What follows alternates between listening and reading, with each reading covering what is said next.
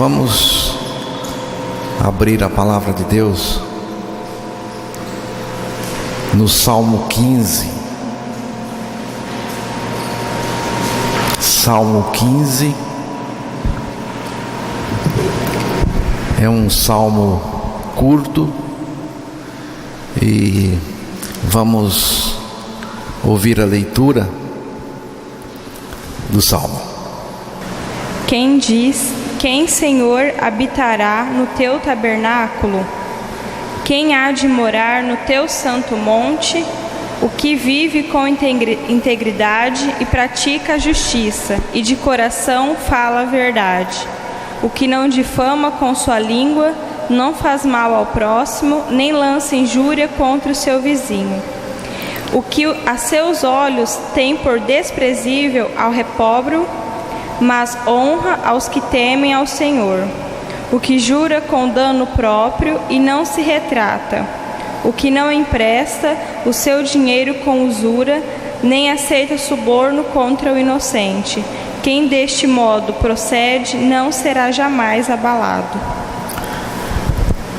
Que Deus, por sua graça maravilhosa, fale conosco nesta manhã e traduza a palavra dele dentro de nós, pelo seu Espírito. Execute a vontade dele em cada um de nós nesta manhã, em nome de Jesus. Aqui tem uma pergunta. O salmista começa fazendo uma pergunta: Senhor, quem habitará no teu tabernáculo? Quem morará no teu santo monte? Este salmo não está falando de religião ou de coisa que se deve observar por fora. Este salmo é muito precioso, precioso demais. Davi não está falando de nenhuma ida física a lugar físico nenhum. O tabernáculo é uma figura da habitação de Deus. Então, sendo uma figura da habitação de Deus, o tabernáculo está falando dessa habitação de Deus em nós, da nossa habitação em Deus. O rei Davi fala neste salmo da pessoa que está na presença de Deus, e a presença de Deus está nela, e por isso ela está na presença de Deus. O enfoque recai na presença real de Deus no nosso interior. Fala aqui do caráter da pessoa que vive na presença divina, e a presença divina está nela. A presença divina vive nela, porque a presença em nós é a presença de uma pessoa de Deus em Cristo Jesus. Não se trata de buscar a presença de Deus fora de mim, mas em mim. Esta presença é Cristo em mim. Jesus, ele veio falando disso. Disso Jesus veio falar. João capítulo 14, o verso 23. Respondeu Jesus: Se alguém me ama, guardará a minha palavra, e meu Pai o amará, e viveremos para ele, e faremos nele morada. Jesus veio falando a mesma coisa, veio trazendo a mesma ideia. Jesus respondeu e disse-lhe: se alguém me ama, guardará a minha palavra, e o meu Pai o amará, e viremos para ele, e faremos nele morada. A morada celestial veio para dentro de nós. Jesus está mostrando isso. Este lugar da morada de Deus, da habitação de Deus, agora é dentro da gente. O tabernáculo de Deus é dentro de nós. A palavra do Senhor diz, o apóstolo Paulo, ele diz o seguinte: foi do agrado do Pai revelar seu Filho em mim. Foi do agrado do Pai revelar o Filho dele em nós. Este salmo fala disso, irmãos. Fala dessa relação profundíssima, nós em Cristo, Cristo em nós. Fala do reino de Deus que entra em nós e que nós entramos para o reino de Deus pelo novo nascimento. Fala de uma habitação do próprio Deus em nós. Trata-se da presença real e permanente de Cristo em nosso interior. Eu estou em Cristo, Cristo está em mim. Eu estou no reino de Deus, o reino de Deus está em mim, não é? Então, é a proposta do Salmo 15, e é também a proposta do Evangelho, não é? O Evangelho também tem a mesma coisa, não é coisa parecida. O Evangelho tem a mesma coisa. Toda a realidade do Evangelho, irmãos, consiste na vida de Cristo se manifestando no nosso interior. Cristo em vós, Cristo em vós, falou o apóstolo Paulo, Colossenses 1:27, Cristo está entesourado em nós, mas esse tesouro não fica escondido. Essa riqueza imensa, ela vem para a revelação, ela vem para a manifestação, ela se mostra quando Cristo, que é a nossa vida, se manifestar. A vida de Cristo em nós se manifesta, ela aparece. Irmãos, não tem como esconder a vida de Cristo que está em nós. Ela se manifesta por si mesma, e ela tem que se manifestar, porque a manifestação é dela, é uma coisa dela, ela se manifesta. Se você não tem a manifestação da vida de Cristo, se você não percebe, então é porque não tem mesmo. Porque se tiver, ela se manifesta quando Cristo, que é a nossa vida, se manifestar, né?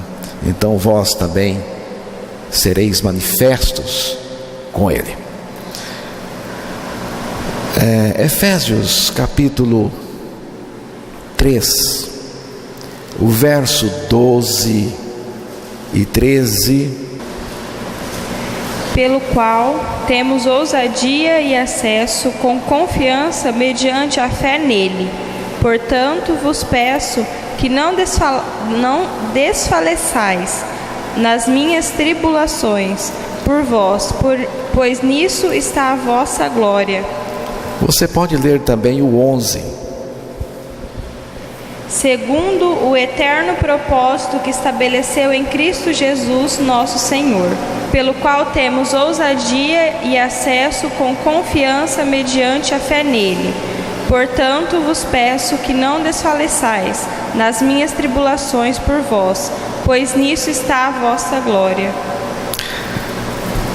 Segundo o eterno propósito que fez em Cristo Jesus, nosso Senhor, no qual temos ousadia e acesso com confiança pela fé nele. Efésios 3, o verso 13 e o 12. O eterno propósito de Deus está em Cristo, irmãos, e nós precisamos estar em Cristo e Cristo em nós para se cumprir o propósito de Deus eterno, o propósito eterno de Deus em nós. Aqui diz no qual, é Cristo, no qual, isto é Cristo, temos, veja bem aqui, temos, não é que teremos, mas temos o que? Diz aí, temos ousadia e acesso com confiança, pela nossa fé nele.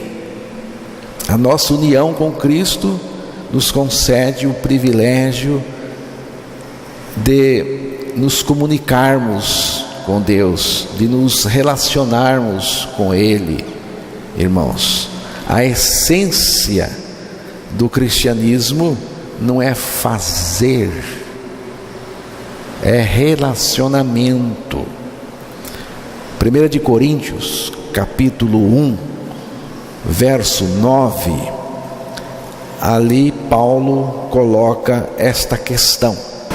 Fiel é Deus, pelo qual fostes chamados à comunhão de seu Filho Jesus Cristo, nosso Senhor. Ele nos deu a condição de ter uma relação íntima, de amizade e de comunhão com Ele. Cristianismo é isso. Não existe nada maior nem melhor do que isso. No qual temos ousadia e acesso com confiança pela fé nele. Ousadia, O que significa a palavra ousadia? Significa destemor, significa que você está liberto de toda dúvida que possa ter em relação à aceitação de Deus para conosco, irmãos. Deus nos aceitou em Cristo e por isso nos aceita na sua presença. Podemos estar à vontade na presença de Deus e a sua presença estar também em nós. Ousadia então significa liberdade total para estarmos na presença de Deus. Há algum tempo eu assisti um filme da expansão dos Estados Unidos, a expansão para o oeste, selvagem, e um certo personagem tinha que ir a uma tribo de indígenas negociar um acordo de paz. Aquele personagem tinha que ir até aquela tribo negociar um acordo de paz. E a pessoa que estava instruindo disse o seguinte: não minta, nem mesmo uma mentira boba, porque aqueles índios olham para o seu coração e sabem. Você tem que chegar com o coração solto, sincero, honesto, desarmado, e com ousadia e com confiança. O Senhor também, irmãos, olha para o nosso coração. Quando o Senhor olha para nós, Ele olha para o nosso coração. E se aí tem libertação, tem liberdade, então podemos ter ousadia e destemor diante da sua presença, né? Ousadia, então, é ausência de pecado, é ausência de qualquer forma de medo, né, na presença do Senhor. A pessoa ousada penetra na presença de Deus. O ativista religioso penetra na obra de Deus. O ousado penetra na pessoa de Deus, na presença de Deus. São coisas diferentes. O ousado não é o atrevido ou aquele que se mete onde não foi chamado. Não, ele foi chamado pelo Pai para estar na presença do seu Filho e através de seu Filho na presença dele, né? Então ali ele é aceito, para a comunhão, para um relacionamento com Ele, um relacionamento que não tem nada a ver com igrejismo, tem nada a ver com religião, não tem nada a ver com o que nós estamos vendo em termos de cristianismo hoje. Nada a ver. Então, ousado por causa de Cristo, né? E em Cristo, na sua presença, no qual temos ousadia e acesso com confiança pela nossa fé nele. Veja bem aqui, fé nele, acesso, entrada nele. Onde estamos entrando?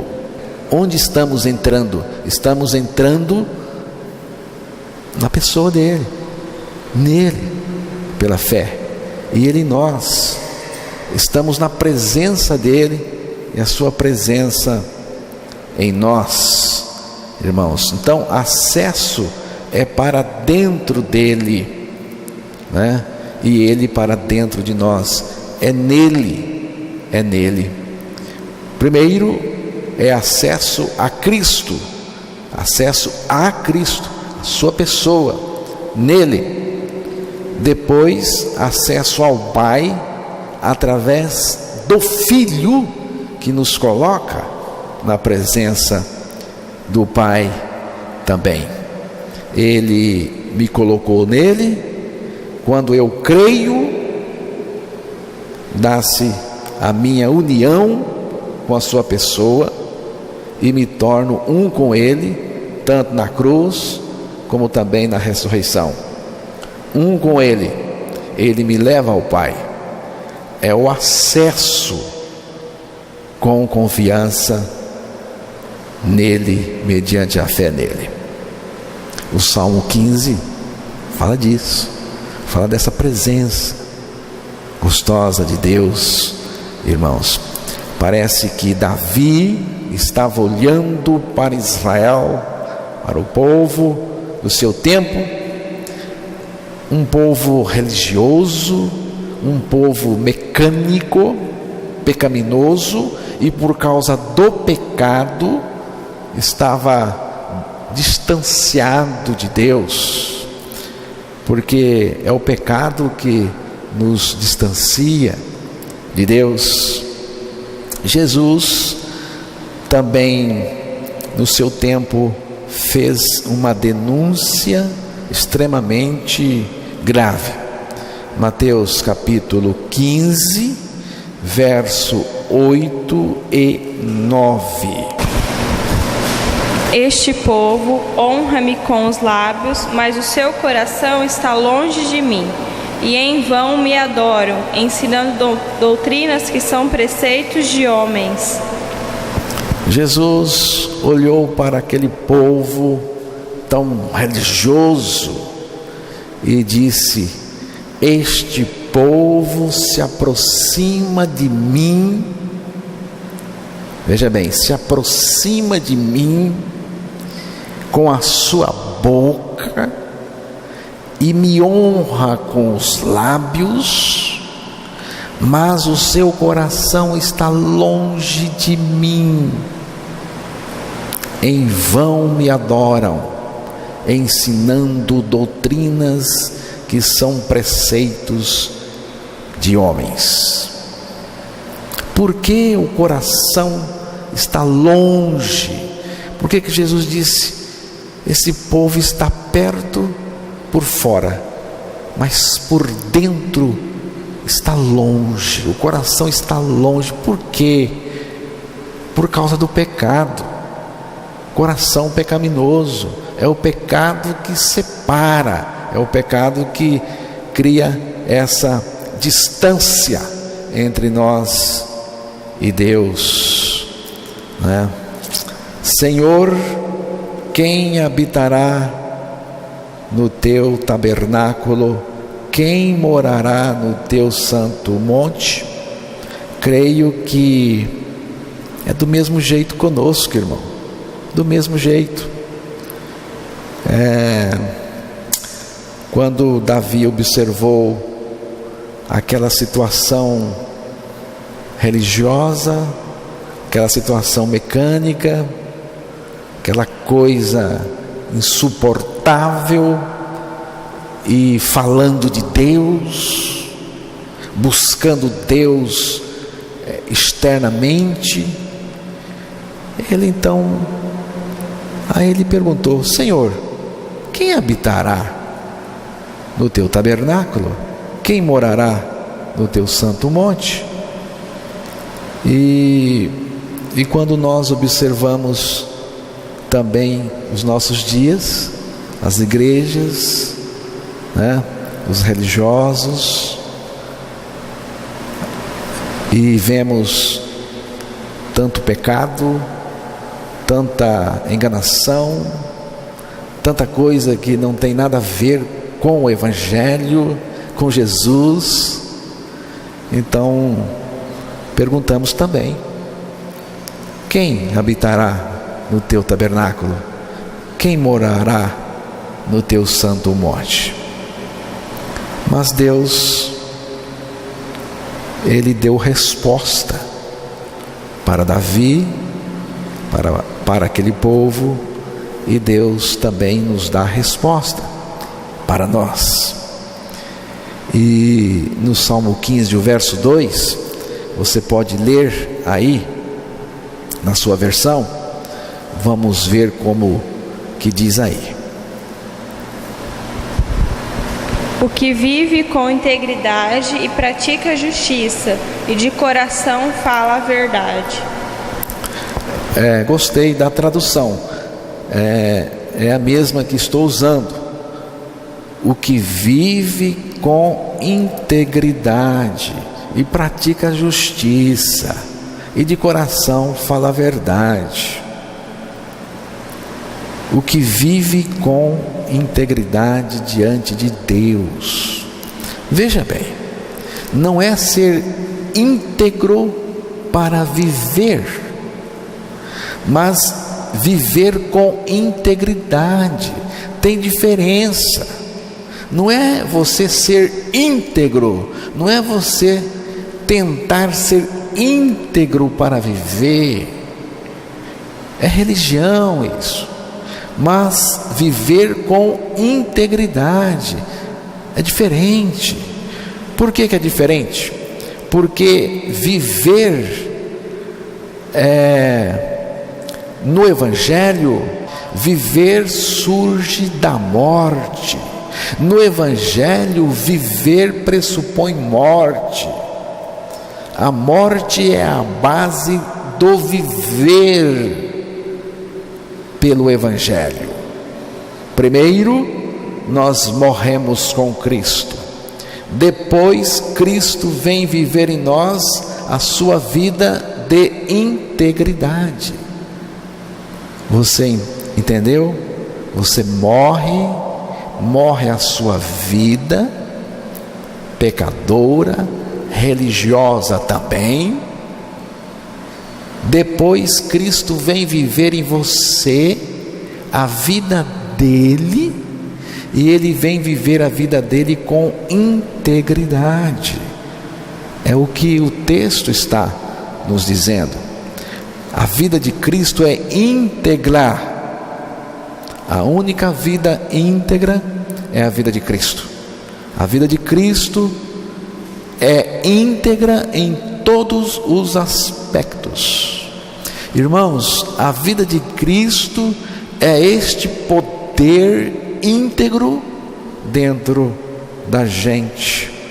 Por isso que a proposta do Evangelho é nos substituir por Cristo. Não mais eu, mas Cristo em mim. Cristo em mim. A prática da justiça é Cristo manifestando sua retidão em nós e através de nós, em todos os lugares. Pense no seguinte: o indivíduo não está sendo visto, não há nenhuma possibilidade de ser apanhado, ninguém vai descobrir nada, né? Ninguém vai descobrir nada, pelo menos os homens.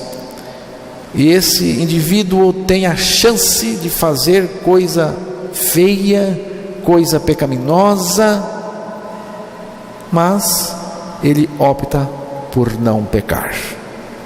Ele opta por não pecar, mesmo quando não está sendo observado, não está sendo visto pelos homens, né? Ele tem a chance de não ser descoberto, mas opta por não pecar.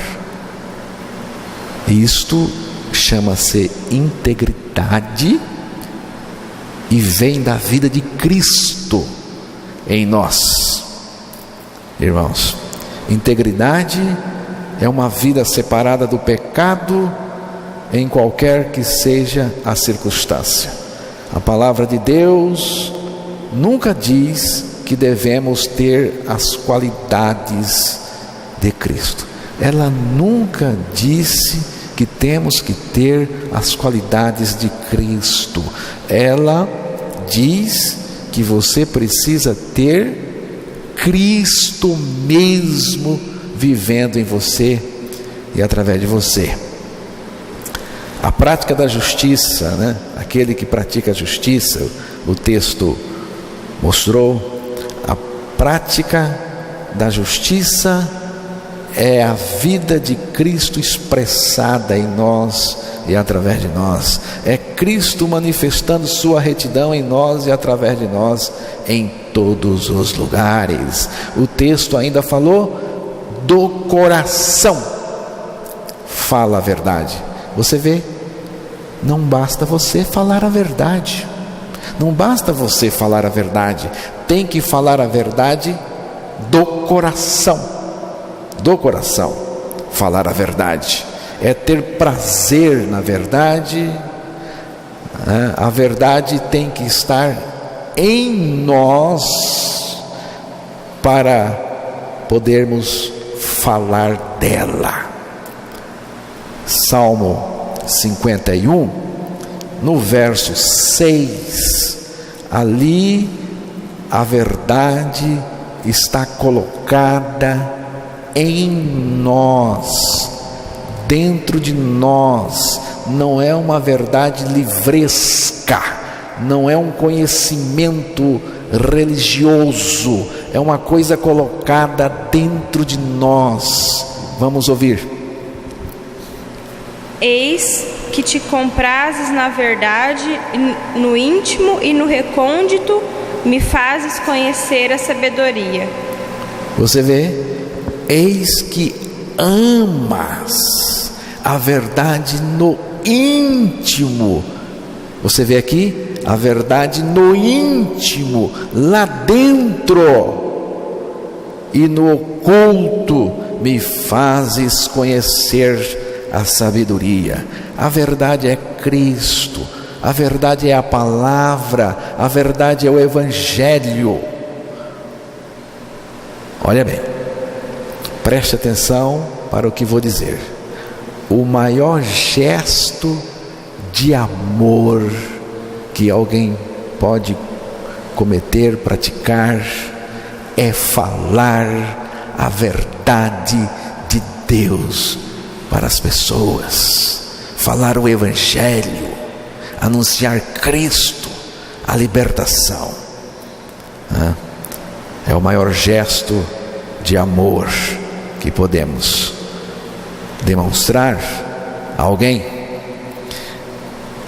No Salmo 15, no verso 3, ali coloca mais algumas questões. O que não difama com sua língua, não faz mal ao próximo, nem lança injúria contra o seu vizinho. Até o 5. O que a seus olhos tem por desprezível ao réprobo, mas honra ao que teme ao Senhor. O que jura com dano próprio e não se retrata.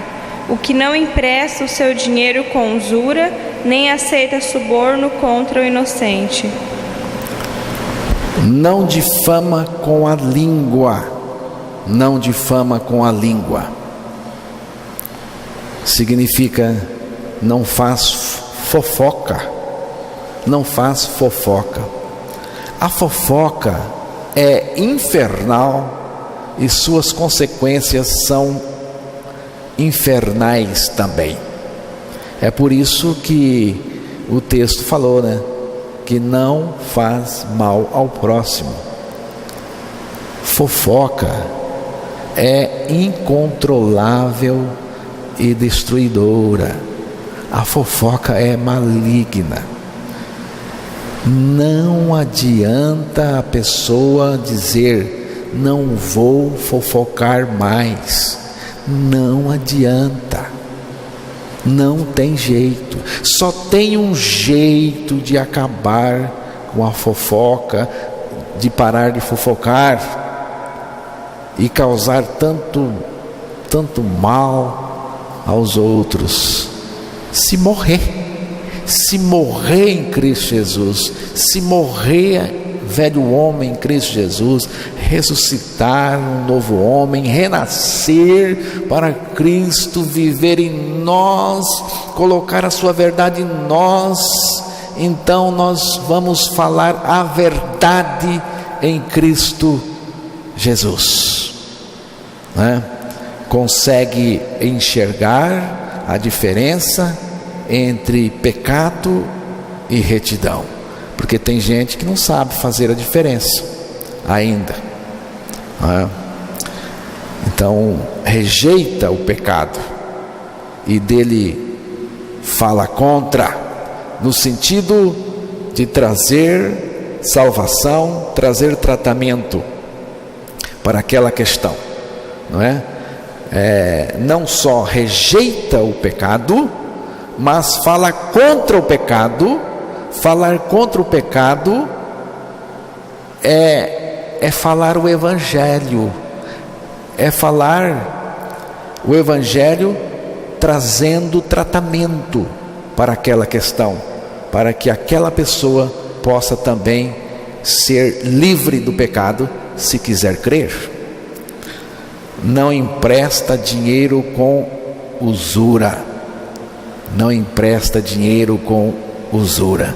Usura é a cobrança abusiva e excessiva. Usura é coisa do velho homem. É coisa do velho homem. Não aceita suborno para testemunhar contra o inocente. Suborno é abominação que se comete contra a justiça. Suborno não se deve praticar em hipótese alguma.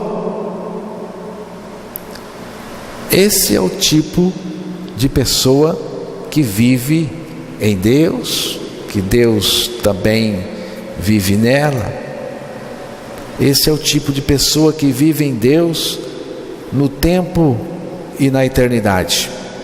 Pensando bem, nenhum outro tipo de pessoa se sentiria à vontade na presença de Deus, na presença do Senhor. Acho que o salmista está dizendo para o povo o seguinte: viva sem pecado, viva de maneira íntegra, santa e agradável a Deus. O padrão exigido no Salmo 15 é impossível de ser alcançado por alguém. Impossível.